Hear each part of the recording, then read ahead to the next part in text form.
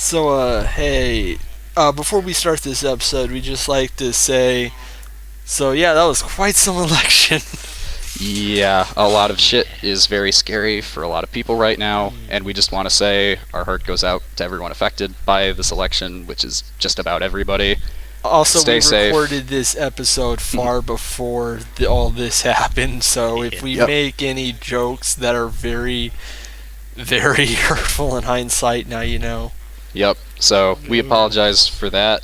I actually don't remember which things, but this was recorded before then, so some things may be out of date or, in retrospect, less good.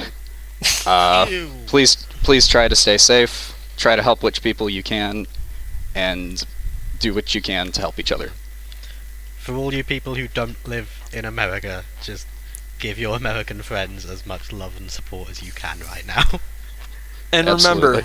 remember, no matter how bad things get, at least we can all agree that Ricky Gervais seriously needs to get out of my closet. I cannot get sleep. He keeps waking me up at night to know if I've been triggered. It's getting annoying. He keeps asking if I'm offended. It's getting really annoying. I'm not offended. I'm just trying to sleep. Anyways, enjoy the episode. We talk about gay stuff.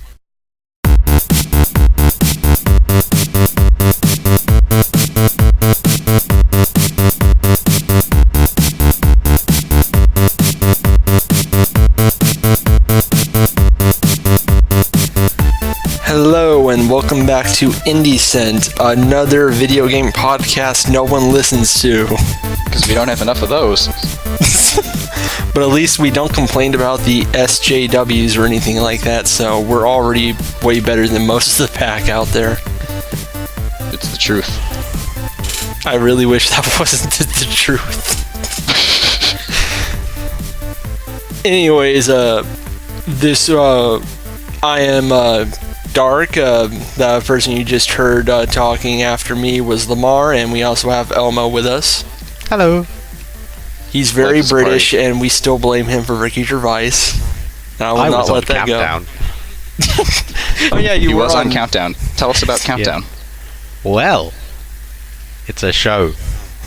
If you're listening in January 2017, watch out for me on Countdown.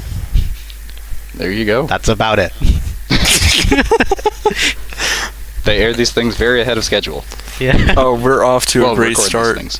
Yeah. Just like we do, because this is probably going to go up much later than this time. Oh, we're so timely. We're recording this before the Westport Independence episode is even out yet. Yep. And that one, we name dropped the actual date it's on, so oops. We're very professional here. Anyways, what happens every episode is at the end, one of us picks a game for us to go over for the next episode, and we go in a cycle. Last time it was my pick, so I picked a game with lesbians in it because if you've known me for more than 5 minutes, you understand that's all I needed to know. Only 5 minutes? Anyways, I picked out a game I've been meaning to talk about for a while but never had an excuse to because I cannot for the life of me pitch a hard visual novel like this to my editor at the place I write at, Hardcore Gaming 101. Please go check out my articles. Hashtag like and subscribe, retweet, reblog, validate my existence. Friend him on MySpace. Buy my album. Watch me on Countdown. Post my dank Pepe. So now that we've got all the plugs out of the way. Anyways, the game we're talking about today is a little different because this is a first episode, or in this case, episode 0, of a game that's still in development. But I wanted to talk about it because I follow the owner of the studio behind this, a guy named Towsome. I think that's how you pronounce it. He's the main artist, writer, and the head of a group called Lupe Soft, who are making visual novels and actually have another one coming out. By the time this episode's out, it'll already be out on Steam, called The Stargazers. And so I wanted to talk about one of their first released games that I really think deserves more attention than it's gotten because it's very gay and I love it. It's called The Reject Demon Toko, and this is the prologue episode of it. Episode 0. Or is it? It is. It is. Yeah. Spoiler. It's even named Prelude, so there you go. Pretty much. Yeah. This is going to be an interesting one to talk about because I didn't realize when I suggested it that it was this hard of a visual novel. I thought there would be like some sort of RPG element thrown in or something, but no, it's just a straight up novel part of a visual novel. Lots of words, lots of pictures, and you go through them. There's no choices, just go through it. Mm. But I am okay with that because I think what they presented was entertaining on its own, and that's really what matters. And also, it doesn't take 5 goddamn hours to get started. And it's not Sakura Spirit. It's always Hey, Lamar, how long does it take for the first prologue chapter of Fate State Night to finish? I think the beginning of that, by the time Lancer shows up, I think it's like an hour. Jesus. To be fair, there's a lot to set up. And and it's like, just to be fair with this one, this is basically all set up, so. yeah, well, for one thing, unlike Fate Stay Night, things actually happen as it's setting stuff up, so it doesn't bore you to tears. I'll save my thoughts for later, but no, I mean, Fate Stay Night. As a light spoiler, I didn't really like this game much. Oh no. I'm not gonna go like rag on it endlessly because no, people put effort into this, but this really did not do anything for me. Oh. I'm sorry. Oh well, we can't like everything all the time. It's true. If we did, we'd all probably like everything eventually, and that's terrible. It's we happy few. Oh God, don't remind me about that. That game makes me an unhappy few. I hope they fix it, but they won't. Hey, here's a really interesting idea for a game with a really interesting concept. Oh, it's a survival game with a bunch of meters Crafting you have elements. to keep filling. It's a survival game with crafting So elements. It's just the newest way to make me not give a shit about whatever game comes out. Just, oh, this really interesting idea. Also, it's a survival game with crafting elements. Never mind, it's done. Have fun. Every time, like clockwork. The kids these days with their Minecrafts and their Rust. Pokemons. Boy, we're just really on topic, aren't we? Yeah. It's the truth. Yeah. Welcome to Indiecent, people. This is how they usually go. Yeah.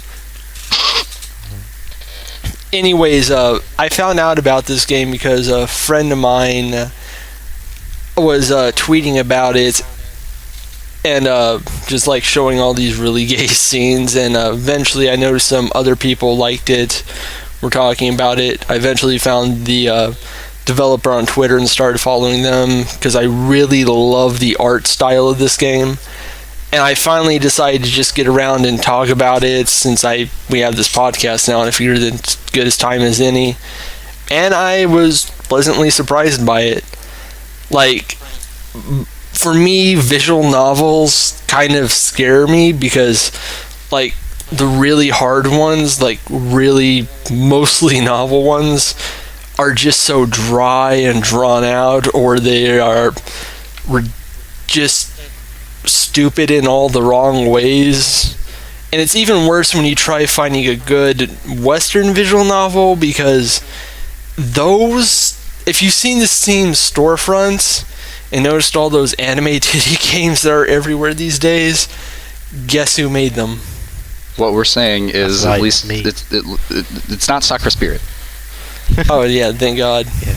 According There's to like TV, 20 of those Sakura games. I really It's probably do less not than get that. people's fascination with that when we have Gender Bender DNA Twister Extreme sitting Stop right this. there, You're done. and it is a million times worse. That is and your far one more mention of that interesting. game. We will now continue.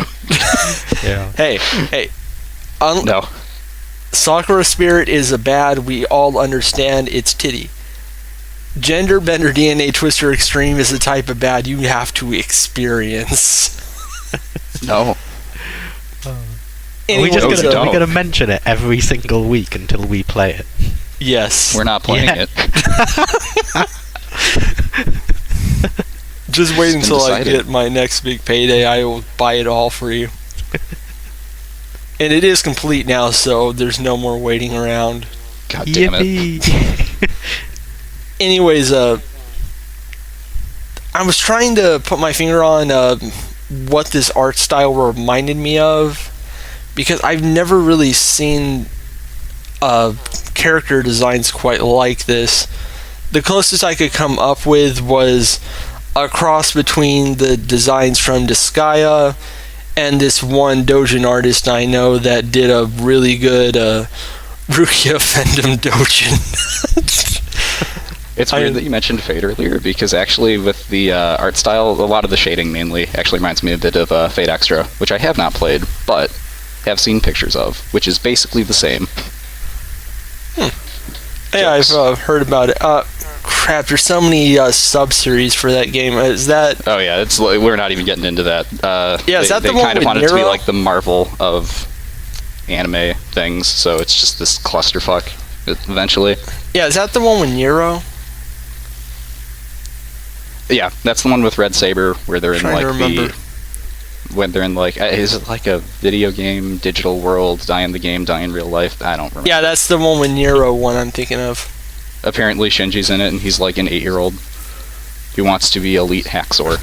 So Yeah, they're not the original characters, they're just XPs, except the Rin character who might be the great-granddaughter of the original Rin or something stupid. just don't get into. Don't ever try to connect the Fate canon. Just leave They it. already did. They're all separate. Just pretend they're all separate. It's canon. I don't care. Anyways, to the reject demon Toko. But yeah, it was this art style that really attracted me, because it's not like the normal, like, usual heterosexual, sexual type of character design you see. Like, it's not all just big titty and big butts and soft features.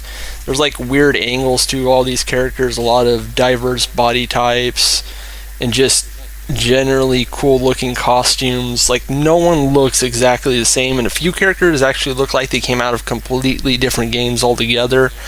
Like, the angel characters look like they just wandered out of Skullgirls or something. Like, there's this one big angel guy wearing a striped tux, and he's like 3 times as tall as anyone else and is He's like a wide. security guard the size of a brick wall. Yeah, and he like breaks through a fucking brick wall, and I was like, that guy looks like he came from Skullgirls as like some background character. Do you ever even see that guy's head, now that I think about it? Or is it... I think there's one CG. 2 where you different do. times. Oh. Yeah, I had some screenshots, and one of them is when he's fighting a Devon, and the other one is when he's breaking through the brick wall. He has red hair. Wow. There you go. Tell Nothing- us, what is nothing- the plot of the Reject Demon Toko? Right, the plot is we start the game in a flashback and showing us our 2 main characters as kids, Toko and Nadia. Toko is a demon from hell whose job is going to be taking human souls to hell and basically eating them, because that's what demons have to do. They just go after whoever's died recently so they don't upset the balance. Her dad is this guy who looks like Mick Coming up. Jagger. Yeah, he looks like Mick Jagger with like red star pasties on his nipples. Jesus. He just looks ridiculous, but the entire time he's talking, just like some really nice dad who doesn't know what he's doing, and just like, what? He's like the nicest guy, and he's so terrible at teaching his daughter things. So terrible that she thinks that when Nadia gives her a piece of paper that says soul on it, that she's completed her job, and her dad doesn't have the heart to correct her. Maybe this is why Toko's so bad at collecting souls. Yeah, apparently. She ends up, through several years, collects not one single soul because she can't bring herself to do it, and eventually hell in the heads of hell, this lady named Bellatrix, I think that's pronounced, is like, you know what, fuck this. She like shreds her file completely and just kicks her out. Yeah, it's basically this moment where she's like, well, we've talked to the demon board of the demon school of the demon order, and you fucking suck. Get out of here. I just love how she doesn't even like order guards to get her out. She's like, the door's that way. Pretty much. Can't even be bothered to give a shit further. What else are you gonna do at that point? Anyways, Toko ends up going to Earth, where she runs into Nadia again, who we learn later does still remember Toko and is pretty much just been in love with her for a while. It's never established exactly when, but the minute Nadia meets Toko, before we let all that sink in, she instantly tries to trick Toko on going on a date with her. And she's really good at it. She like tricks her to go to a restaurant, to go to Let's a go movie get theater. a burger. Let's go get a movie. Let's go back to my place. Let's sleep in my bed. Toko, do you have a house? No? Hey, I have one of those. I just love how refreshingly straightforward she is about this. She's like, you know what? This girl's cute. She's gonna be my girlfriend. I'm gonna be real, that was one of the elements that kind of bothered me a bit. It is really because one-sided. in a series where romance is a big part of it, or at least, if not a romance, a relationship, it just it really nagged at me a lot how it's just like, we just have to accept that they care about each other out of nowhere. That I can understand, but my problem, like early on, I just sort of saw it as Nadia's like, hey, this girl's cute. I want her to sleep in my bed. And that's as far as it goes, but... I mean, that's pretty quick. Yeah, but I mean, when it keeps going and then you realize Nadia actually has known who Toko is since the beginning. I mean, I assumed from right away that she already could tell who she was, but... I didn't get that from the beginning. Even then, it still bothered me a bit, because it's like, hi, we met for 5 minutes once. Well, I am now immediately attracted to you forever, so... No, I mean, like, my problem is when they made it clear she knew who Toko was originally, because they met as kids. It's not really a foundation for the love interest stuff. Yeah. I guess it's just last time I saw you, it's you just were when 8 you years kind of old. mix both approaches at the same time, where it's not so much, hey, I recognize you, let's hang out, and they get closer. It's more so they're already in a relationship kind of from the get-go, and then, oh, hey, I remember you. At least, I at the very least, because I've seen other anime visual novel style things fuck this up really badly, where they'll just go along and then show the flashback. At least here they have the flashback from the beginning to establish these characters and what their deal is, but I just feel like the jump there was a little too quick. Honestly, I think if they just rewrote a few lines here and there, they could completely smooth this out. Just like, she doesn't remember who Toko is until a bit later, but that doesn't really change her opinion much, and she's just kind of interested in her, and that's what gets her so attached early on. Yeah, I think that definitely would have been a smarter, well, like a more well-flowing way to get it, because I was kind of just, upon reading this the first time, I was kind of just like, oh, well, we've just gone from 0 to 60 in a second. Honestly, I would have liked that if they just made it clear that she didn't know who Toko was at first, and was just like, hey, you're a cute girl, let's date. It also doesn't help that throughout the prelude, a lot of just random characters are like, hey, you two should totally fuck right now, and it's like, I will kind of defend that. I will kind of defend that stupidity, because they're like, there's one scene where I thought it was funny, but for other ones I was just like, well, this is uncomfortable. Yeah, it's like all of them are basically from like the lust section of hell, so that kind of makes sense. They're just like, just fuck, we don't care. Pretty much. I kind of love how Nadia reacts every time, like, oh. Okay. She's not like disgusted or shy or anything. She's like, oh. God, she has so many good lines in this one. Like, you've probably already seen why I changed the chat title to. Oh God. You can tell the audience what it is. Yeah, in one of the final scenes of the novel, when they're just at home hanging out, Toko says something snarky, and she replies, "You're not too old for spanked bottom, young miss." That is what just happens. God. There's so many good lines in this script. It's just kind of a shame the plot. Well, the plot kind of works, but then it kind of doesn't. One very basic thing we have to get out of the way, which I will give credit because this is, like, to be fair, this is Act 0. This is a prologue to an ongoing story, so we can only really talk about what's there so far. Right.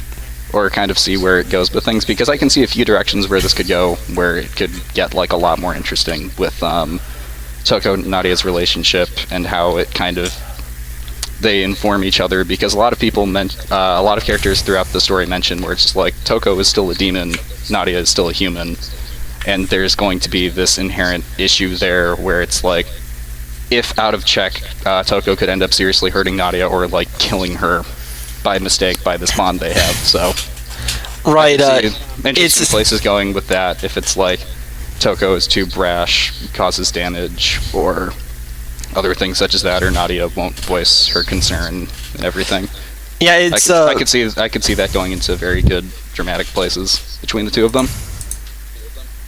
Yeah, what we're talking about is there's the twist of the after the first half of this episode is that Bellatrix didn't actually plan to kick Toko out forever. She wanted to set up a situation that's activated her powers. Basically, every demon has like a stand in the form of some sort of musical instrument. It's Sympho Gear. Yeah, basically like that. And I had to just name drop that. Toko has a very strong one named Epiphany, a bass guitar, but because she is so terrible at the whole soul-eating thing, she never had the power to summon it before. So she took a gamble and tried reintroducing her to Nadia, who she can spy on because she's also the dean of her college, apparently. She actually just has a elevator that goes straight to hell in her skull, and she's like, "Oh yeah, well, I can't go up there, but..." And yeah, and like her whole logic behind it is like, well, I can't go up to the human world anymore, so I just have that elevator there if people need to see me. One thing I do find funny is Epiphany, the bass guitar, which is kind of Toko's companion weapon instrument thing, is just a snarky asshole. Yeah, this she reminded me a lot of like this arc in Bleach where all the Sampat Toad became actual people for a while, and they all reflected different aspects of their users' personalities, and a lot of them were assholes. And it's like, yeah, that was like the only good filler arc in that franchise. Also, one thing I'm trying to find out, and this is only relevant to me and people who play guitar or bass, but the bass is named Epiphany. Epiphone is a company that makes basically the cheaper version of Gibson guitars and basses, and her bass is designed like an SG, which is, oh god, my audio is freaking out right now, but is designed as an SG, which is a big Gibson Epiphone design. So I'm not sure if Epiphany was supposed to be a pun with Epiphone. I hope it was. It probably was, considering the names of the other two high demons we made. One of them's named like Aces High. Yeah. And another one's named Sweet Tooth Benny. I mean, come on, that's pretty on the nose. There you go. So yeah, Toko has this power that awakens when she meets Nadia. Thanks to that whole thing from their childhood, they somehow kind of share a soul now. And so Toko's handing a sheet of paper worked. Yeah, and Toko's feelings for Nadia end up bringing out Epiphany. But because Toko is a brash idiot, she keeps overexerting herself and getting punched by giant angels. And she can't control Epiphany properly, and it takes a strain on Nadia. So this episode ends establishing that Nadia is going to learn magic from the Russian, legendary Russian witch Baba Yaga, who in this game is a butch, dark-skinned grandma who is awesome. With a talking chicken that she uses to communicate with them. Yeah, and even though there's no art for it, apparently she also travels around in a hut that is also a giant chicken. Amazing. I want to If only there was art for that. Hopefully in the next episode. We'll So see. yeah, that's basically this episode's establishing that, but it's also establishing 3 different important factions, or more like 5. I'll explain in a moment. There's the demons under Bellatrix. The other 2 we see being Devon, Toko's sister, who is such a fucking bitch. All the time, 24/7. Yeah. And a sadist. That weirded me out because out of nowhere it's just like, it's me, your sister. I'm like, wait, she has a sister? This would have been nice to know or even have mentioned when she was with her dad, but... I think it's lightly mentioned when we meet the It might other be. one, Ginso. I think that's how you pronounce it. It's a I thought it was Gin Xiao, but I don't know. Ginshao makes a lot of sense. Gin Xiao is my favorite. She's fucking hilarious. Yeah, That she's was my just favorite. she can't actually taste food, but she goes around buying like ungodly amounts of it with money she makes playing saxophone, and Yep. just eats it because she like tastes the soul of the person who made it or something. Yep. She's also like- direct and blunt in the ways that make some very funny comedic moments that I actually did find really funny. So Yeah, she's great. I would love her to get a spin-off game one day. Hmm. But You should get a anyways, spin-off and it should be like a Cooking Mama style game. Except instead Oh, she of make a burger, it should be make 300 burgers. And then or it's like the hot dog eating competition, the game. right, so Bellatrix is taking part in this rock competition because rock music is literally from hell in this game. I love that Where, canon thing. Yeah, I thought that was funny. between her and 2 other faction leaders, Aces High and Sweet Tooth Benny, as I mentioned, who are the most ridiculously named characters. So it's like Aces High, Sweet Tooth Benny, Bellatrix. And she wants Toko on to be in the band to win it because she has the most potentially powerful weapon, because it's also implied this rock battle is an actual battle, and because Sweet Tooth Benny just outright threatens to murder people. That feel one. The other faction is the one that is trying to protect Nadia, the witches, that being Baba Yaga and Nadia's friend Steph, who turns out to also be a witch just out of nowhere. But it kind of makes sense considering Nadia seems to just have a target on her back for weird shit, and Seth has probably been the one kind of keeping guard over her until we hit this point. At the very least, there's not the anime trope of, why am I the only normal one here? Whoa. Yeah, like everyone's crazy and Nadia just goes along with. Like at first, sometimes she'll be kind of annoyed that people are pulling her around, but the minute they say, "Okay, we want to train you witchcraft," she's like, "Sweet, when do I get my unicorn?" Fuck yeah, let's do it. I just love how gun-ho she is about all this weird stuff. Anyways, they're trying to protect her because witches are the people who are standing up for humanity, because demons and angels are gigantic dicks that just eat humans, and they're like, nah, we're gonna do something about that. And like Baba Yaga scares off a fucking angel with a fire sword and like words that brainwash people, and the angel's just like, okay, I don't want to fuck with that. And of course, the angels are the third faction, basically the exact opposite of the demons. And even though they seem orderly, they think far less of humans, as it becomes pretty clear. And they also fight with pop music, so you know they're evil. I'm not making that up. One of them's literally An pop idol. And she's just the worst. I think stuff with the angels will probably come to fruition a little more in later episodes, but it did bug me that they kind of just appear in order to have a convenient first baddie kind of to go up against, which, I mean, you know, it makes sense. You don't want to throw Toko right into, like, the demon battle of the bands thing right away, but this just felt like out of nowhere. I kind of saw that, but I didn't mind because it kind of felt like this entire episode felt like the first 3 episodes of an anime. A little. I just feel like it kind of, in a lot of ways, needed to introduce some things more. Because, I mean, some of the narration scrolls where it shows, like, the Demon City and it's like, rock music literally came from hell, or whatever. Your youth pastor was right. Or something like that. Where it's got, like, a bunch of that stuff. I think it's weird that those come up as frequently as they do, but there's certain big stuff with the world that doesn't get addressed. I think they're trying to hold their cards to their chest. Like, there's a lot being hinted at with what the Angels were doing at this concert. We never find out how what it is. how they're interfering, but like, I feel like they kind of needed to establish a little more that these factions exist or are a thing. Even just like a light mention, like, those fucking Angels. Anyway. Actually, there is something I kind of like about this that I didn't. That if you're not paying close attention, you may miss it. But it looks like the Angels aren't getting along in some way. Like, when that third angel comes down, the idol angel is like genuinely unnerved, and she's not down with what this one's doing, but she can't fight back against it. Oh yeah, you can tell the idol one knows she's in trouble.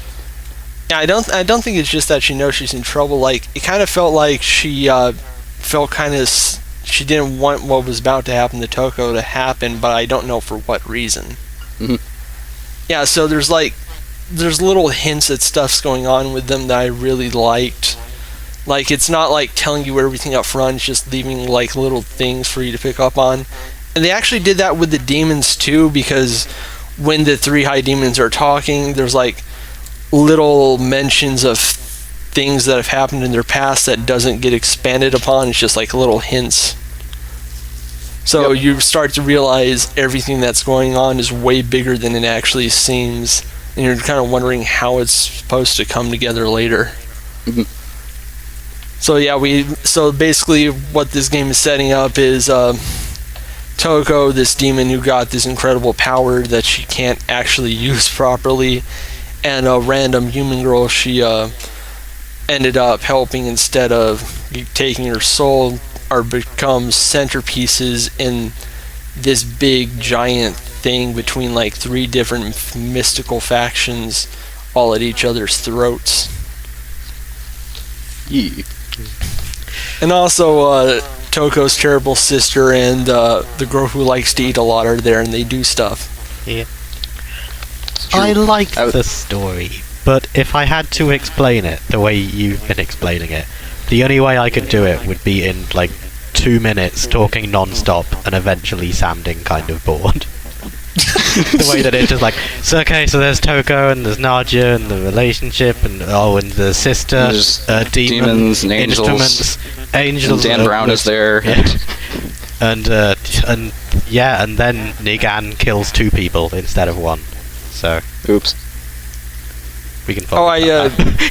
If you're wondering why it's kind of feels a little loosely structured, apparently I think the first third of this game was originally part of a game jam, and then it got expanded out into this full episode we have here.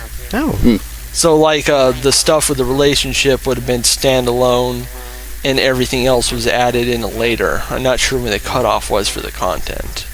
Still, if they were to adapt that from a game jam, they probably should have pruned what they had to and backwrote a lot of things. I would play the game if it was just Toko and Nadia just adjusting to everyday life. I'll still buy like the future episodes, but that's the storyline that I'm kind of most interested in. Just Toko and Nadia make a nice couple, and there's all this stuff about instruments and a rock concert band contest. Oh yeah, those 2 are just like the best couple. Yeah. I kind of love how you think. I kind of expected a certain chemistry between them based on all of the anime tropes I absorbed over the years, and then Nadia, the moment she meets Toko in adult life, is like, "Hey, you're cute. You're gonna be my girlfriend." I'm like, "Okay, I'm sold. This is completely different from anything I've ever seen. How fucked up is that?" I just like how open she is about this stuff, just like how direct she is. There's like no bullshitting, just like straight to the fucking point. Thank you.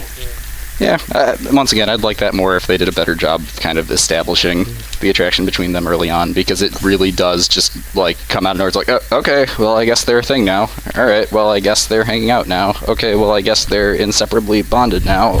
Okay. Yeah, it does go a little too fast in that area, but I think the quick pace helps with everything else just right. I have to disagree on there. I feel like it just feels like so much is being thrown at once, that where it's like, there's all that, then there's all these factions, then there's all these things, and then ultimately you got your power, but also we tricked you, you weren't actually here. It feels like I don't feel like they develop enough on the ideas they set up, which granted, it's an early part and later things are going to do it, but I feel like it's going too fast for its own good, or focusing too much on the wrong things in presenting the story. I would agree with that, except I like how it segments all this information so cleanly, so you're never, like, overwhelmed all at once. Yeah, I never felt overwhelmed. There was never a point where it felt, like, confusing or difficult to follow. I just felt like it was kind of, I don't want to say hastily put together, because that's not really what I get. It seems kind of like they're just trying to shove in a lot of information at once, which, exposition is exposition, that is a thing. Yeah, I kind of get it. The way they're trying to cram it in just feels like they're trying too hard to cram it in. I think I get your problem. It's because it's structured in an episodic way within this one episode, so it doesn't feel like a cohesive part of a greater whole. It feels like three parts of a greater whole just smashed together.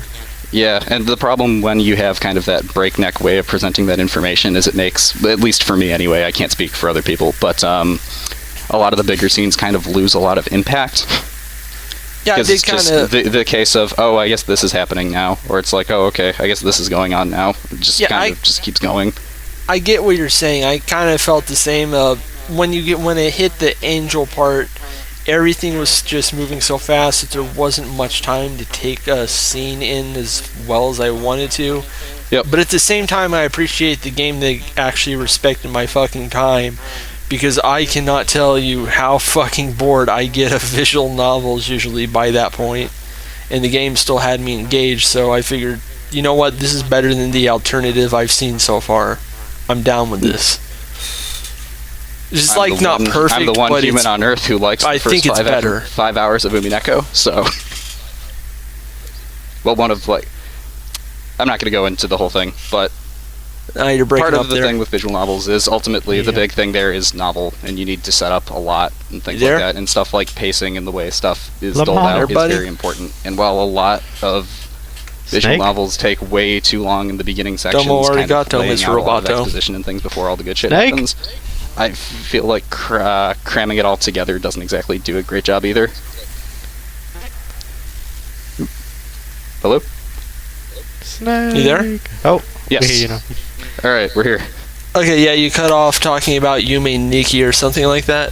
Umineko, but don't worry, the stuff got recorded into the podcast, so we're good. Hooray! Okay, you continue us wherever you want to leave off.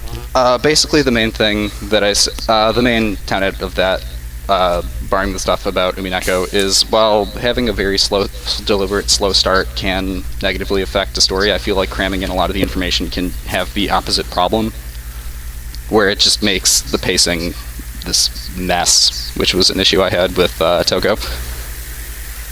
Yeah, that's perfectly fair. I understand that. I kind of got that feeling too. It's just I vastly prefer when a video game respects my time, because I have played so much drawn out bullshit in my life that just like, even if it's not perfect pacing, even if it's very choppy or messy, if it's not wasting my fucking time, I will cut it a bit of slack. That's a personal point, I guess. Yeah, because let me tell you, I've been playing Doom 3, I'm 3 hours in, and, like, nothing has fucking happened. I mean, granted, the gates of hell did open up, but nothing else has happened. Also, a thing I don't want to rag on too much on Toko, because I understand it was by a very small team, but I definitely think this game would have benefited a lot from having more not necessarily more sprites, but more sprite poses for the characters. Oh yeah, absolutely. Because generally I understand it with this level of art, you kind of have to put a lot of effort, and it's not as simple as like just draw another one. There's a lot that goes into that and everything, but when every single character has one pose that they hold with different clothes drawn over, or just a different face expression, or a little anime sweat bead or angry pulse, it really kills the impact of some scenes when it's like in one fight with the angels, it's like Toko and this angel are fighting, so we're just gonna ram their sprites at each other, and now Toko's upside down, or whatever. And once again, I don't want to brag on it too much, because I understand it's a small team, they're working with what they have to. And the quality of the sprites in terms of, like, the actual art and design of it is very, very good, but it really is distracting when there's the one pose for all of them. I think we're gonna know if they've learned their lesson from this when the Stargazers comes out, because I've been watching it for a while and it looks much more professional, mainly because it's actually a full, complete game that they nice. Not an episodic release. Cool. Yeah, once again, it's a thing I don't want to rag on too much and everything, but it really does show a lot, where it's kind of like, you see, if you look on the Steam page, you see the sprite of Toko with her hand, one hand on her hip and the other one down. She will never not make that pose unless it's a CG. So, yeah, they definitely need to add more poses. Hopefully that'll happen in the future episodes. Yeah, I hope so too. Apparently they've been working on 3 projects at the same time. Jesus. Yeah, they've been working on episodes for Toko. They're trying to get the next 3 episodes, which I think are the only 3, done at around the same time, so they don't release too far apart. They're also working on another game that's actually a remake of the first game Talsum ever released, called Dizzy Hearts, because he wants to give it a proper, actual good art that it deserves and an actual good design. And of course there's the Stargazers, which is about to be released on November 4th or 5th, I believe. Nice. So they've been pretty busy. We got the funny thing where this is where time gets screwed up, because released on November 4th or 5th, that's probably going to be before this episode as goes I said earlier, it's going to be out by the time this episode's out. See, audience, we have a transparent screen. You know where all your PayPal money is going. Listen, I do want to bring up one other thing about this game. Okay. I like the music, but I don't like how it's looped. Explain. Because I actually didn't notice that as much. I was mainly focusing on the reading for it, so I wasn't. Does it not have a seamless loop, or is there like a gap in the audio for it? Or no, I mean, did you you know that song that plays whenever there's a big action scene going on with the Epiphany? Mm-hmm. Yeah, that piece sounds a little out of tune at first, which I think was intentional, because it's trying to like be the 4 characters in the band trying to get in sync before they go all out. Except they're using it in all the wrong spots, because not all 4 of them are together, like playing a song or something.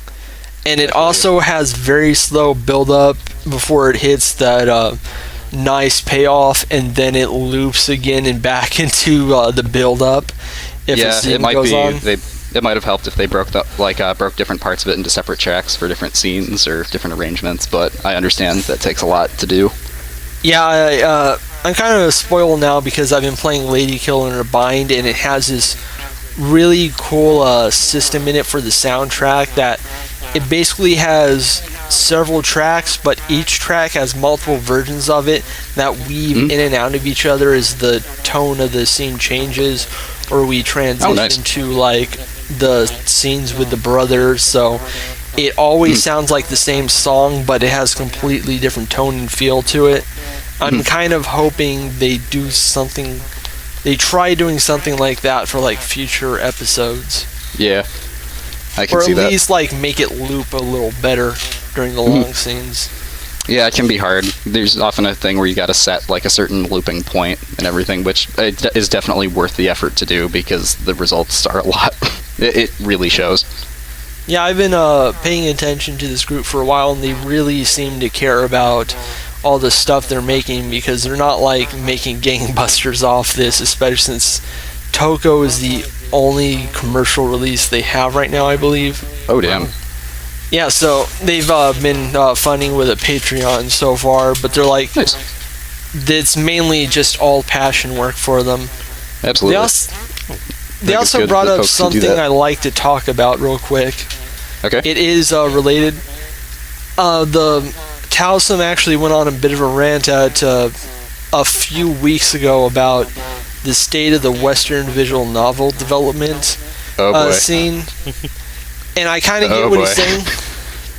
I'm not going to go too far into it, but basically it's a very derivative and hard to get into scene. Like, have you ever noticed how many Western-made visual novels just all kind of do the same thing or have the same sort of art style? Like, even the good ones. All the Sakura games, Honey Pop, I think Go-Go, the Sakura Nippon, My games are Adventure. actually made in Japan.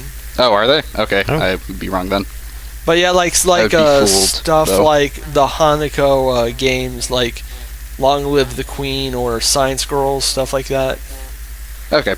Or other groups like Winter Wolves, who did Lore and the Amazon Princess, which is very good, by the way. Mhm. They all have kind of a habit of just using the same sort of art style over and over, and even for good releases, it's kind of hard to tell what is a good release, because it's just all kind of the same looking. Like, especially on Steam, where all the titty games are going, there's a shit ton of them. Yeah, and those are kind of shoved to the forefront because they sell, so. Yeah, and a lot of them just have really poor art. Yeah. And not like What are interesting poor art. proportions? Not like interesting poor art either, just plain bad titty art. So this is why I want to support things like Toko, because just by looking at it for just a few seconds, you can tell this is not the same old thing we keep seeing over and over. Just from the art style alone, it just has me fascinated. Sorry to interrupt, but one thing I want to point out, which I should have said during the thing when I was complaining about the sprites, Toko has really, really good backgrounds. Oh yeah, absolutely. Like fucking fantastic backgrounds, actually. Yeah, Very colorful. There's a lot of depth in them, and I think that was really good. Despite all the shortcuts this game took, there are like a lot of parts that just pop really well, like all those chibi art pieces. I think that's always a very smart way for visual novels to, I don't want to say cut corners because that sounds condescending, and a ton of games do it. A lot of games I like do it, and I like when they do it in Toko as well. It's just a very smart way to convey like a smaller, more casual scene without having it be like, without having to break the bank on it. Yeah, it's just like you get the idea and you get cute art, and that's good. Yep. The original Muv-Luv does that actually, where for a lot of the lighter scenes and everything, they'll use kind of the chibi art to represent it, because once again, it's quicker to draw. It's a pretty useful shortcut to do, provided it's not your only shortcut, you know? I want to try that series, but I know the first game is just high school students doing random bullshit, and I just want to get straight to the monster killing. It's complicated. What I'd recommend is what I did, which is a lot of people don't recommend this, and I regret it a little bit, but it let me get to the good stuff faster, was read a plot synopsis for Extra, which is the first one. Excuse me. Read the manga for Unlimited, which is kind of Alien fighting the second one, They're breaking but up again. the training for it. And then read all of Alternative. And Alternative is fucking amazing. So that's probably the way I'd recommend it. Though right now Alternative is not on Steam, but it will be at some point. Yeah, there's a lot of visual novels that are finally getting released on Steam, but have you noticed they're all priced at ridiculously high prices? I saw Clanad was kind of high, but granted that thing's like 100 hours long. Which I don't have time for that. All the Higurashi episodes seem like they're better priced until you realize just how many episodes there actually are, and it adds up very fast. There's 8 in total. Well, what do they have the prices at? Let me check this real quick. I'm glad what they did for. I'm just gonna search. But one thing that I really like for Umineko, because it's a 7th expansion game, same writer as Higurashi, is when that came out on Steam, they just released the entire question arc. So it's episodes 1 through 4, $25 flat, go. And I'm like, thank you. I think that's just because that one wasn't as popular as Higurashi was, so they couldn't milk the fans as much. Well, see, the rationale that I've heard for Higurashi, which is one thing that really bugs me about the way they're doing it on Steam, is how staggered the releases are. And the reason I've heard for it is because they're trying to emulate how the game came out, where it was sold at Comiket, the independent games and art convention selling. And what in they Japan. actually mean is they want to milk Dumb Otaku for all their money. They want to take a long time with it. I think it would have been much smarter if they just released all of the question arcs at once and all the answer arcs at once. But yes, but they wouldn't have made as much money. No, they probably would have made the same money. The people who like Higurashi would have bought it anyway. Probably. I wish I played more visual novels. Visual novels are a strange time. According to I really have not played. I really have not played that many, but I know a good amount about them. Apparently, Phoenix Wright is technically a visual novel, but other than that, it absolutely is. Also, I'm now remembering that Katawa Shoujo is approaching 4 or 5 years old at this point. Wow! I still need to get around to playing that. That game's good. It might be better to play now after the hype has died down, because I remember when that was the hot shit. Yeah. That game's good though. I'm in this weird space where I want the Western visual novel scene to do much better than it is, especially because it's attracting a lot of queer creators, which is a very good thing for this medium. Absolutely. But at the same time, there's so much crap, and it's everywhere. I mean, that's one of the things we're gonna get. It's a double-edged sword, silver lining kind of thing. No, I mean, on one hand, it's great that they're overall, I'd prefer having more games than less games. I think more people working on games is a very good thing. But unfortunately, that means there's going to be crap. The problem I'm having is it's coming in the same situation as horror games on Steam. You know what I mean? Christ. Where it's a lot of lazily made, slapped together stuff just shoved out there for fast money. I'm so sad because at one point Amnesia was the game that was yes, it brought back horror games. Now it's wow, it's the game that ruined horror games. No, that wasn't. No, it was Slender that did that. Yeah, that's true. Five Nights at Freddy's. By taking everything from there we go. I will defend Five Nights at Freddy's because that one isn't as copied as much as you think it would be. Yeah, and it's honestly, copied a pretty good amount. What I will give with it. What I will give Five Nights at Freddy's is it has a very unique mechanic and style of playing for it. Yeah. I'm not really a fan of the game itself. I hate the jump scares and I hate the loud fucking noise because it's not scary, it's just irritating. Oh, I agree with that, but I will defend that the most recent game actually changes the play style every single night. Nice. So they are trying to do something with it. I think it has a very unique mechanic to call its own, so I'm okay with it getting the attention it did. Yeah, anyways, all I'm saying is enough with the terrible titty games, please. I still love the one video where I'm pretty sure this one is actually a Japanese visual novel, but the one screenshot from the one YouTube video where it's just neko para comes from the Japanese word neko, which means cat, and para, which means I love to disappoint my parents.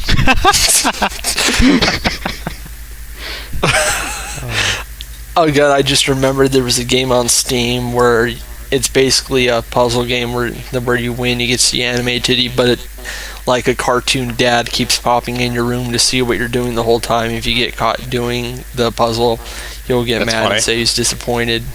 You think it's funny, but then you realize it is the worst idea of a video game ever made. Why do I need a game for that? I have real life parents. There we go.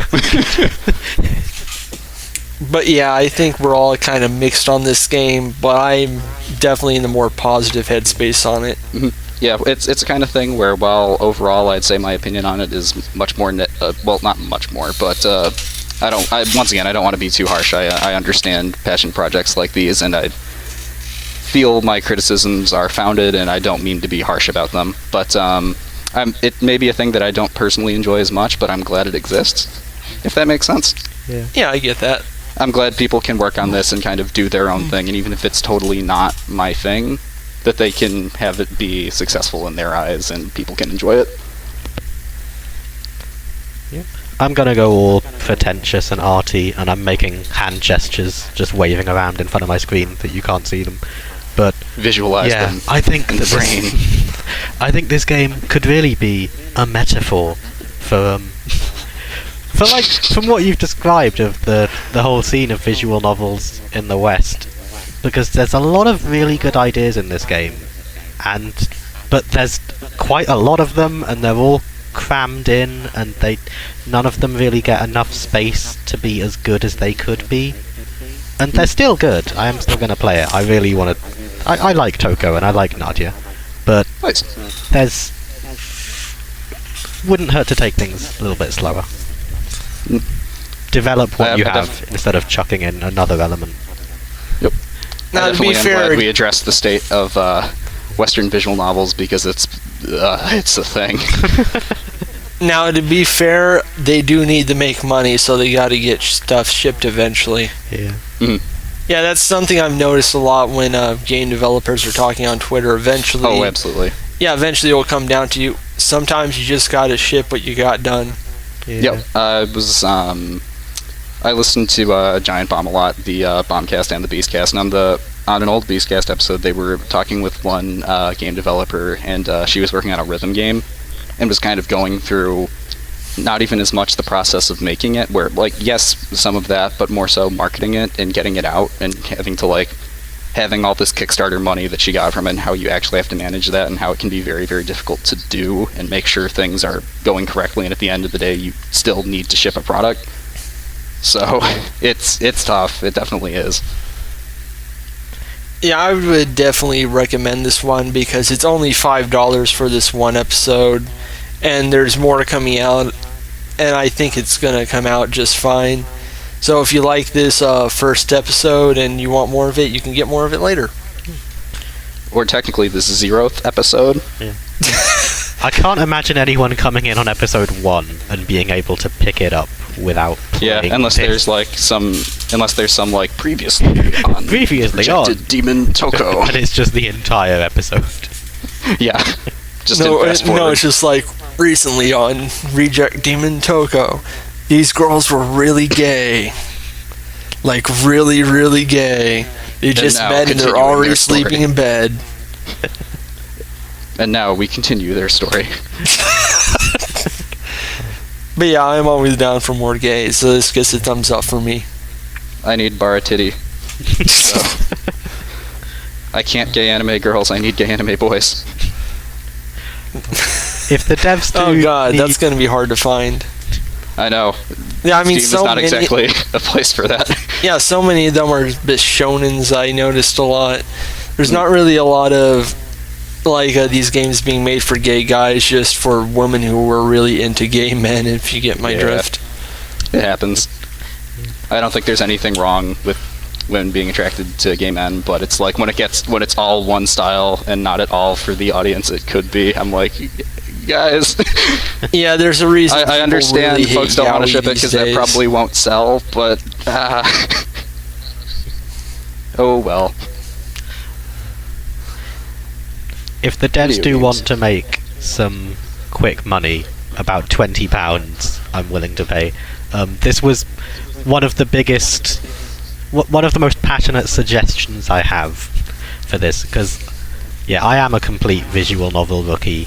I'm not sure if any and of my an anime rookie, I know and that. an anime rookie, and a manga rookie, and a rookie at everything, pretty much. I'm kind of surprised the anime titty didn't scare you. I was terrified. I'm gonna say I was nervous when you named this on the last episode, and I look on the page, and there's the one screenshot where viewers at home, you'll know. If you look up this game, you'll know. Please don't use that screenshot as the episode thing. Oh, please do. Please do not. Okay. But hey, it worked. It sold. Yeah. There you go. But yeah, the thing I feel very passionately about is near the beginning on one of the introductory screens.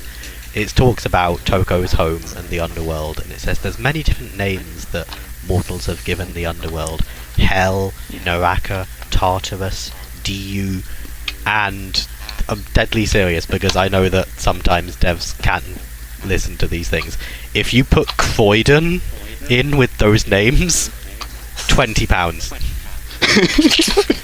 Because that will genuinely get you like a British fan base. You just got to make fun of Croydon. And Amazing.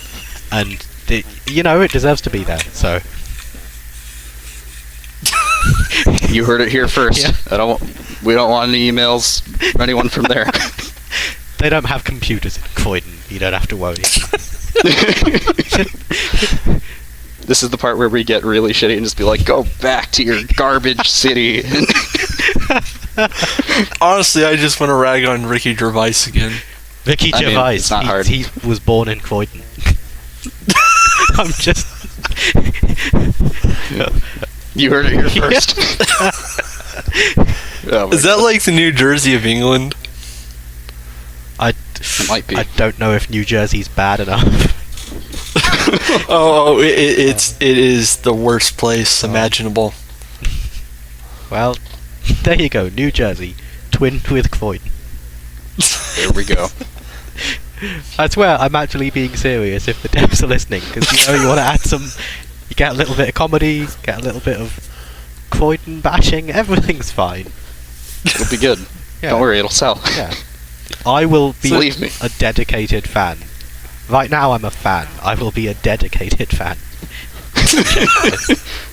So yeah, Toko, check it out. It's very dang good and I like it. Video games. And now we need to talk about what we're going to look at for the next episode, and I believe Lamar has the next pick. It's the truth. So this one will be easy for both of you because you both already own it, I think. Hooray! Oh, thank God. The game is going to be 140. Oh. It is okay. rhythm. It is a rhythm-based platformer with a lot of color and level design synced to music. So it'll I change based do on own it. that. Yep. So that should be an interesting one. Yeah. Also, as soon as this episode is over, I'm probably gonna buy Hyper Light Drifter because I need that. I need it. God, Lamar. I almost bought the soundtrack to that last night because I have no self-control. But yes, 140 will be the next episode. I'm By the the only way, one who's you got to guys- break the bank for $5. There we go. You know Phil from the Westport Independent? Yeah. He lives in Croydon. And we end there. Yeah. There we go. Fuck Phil.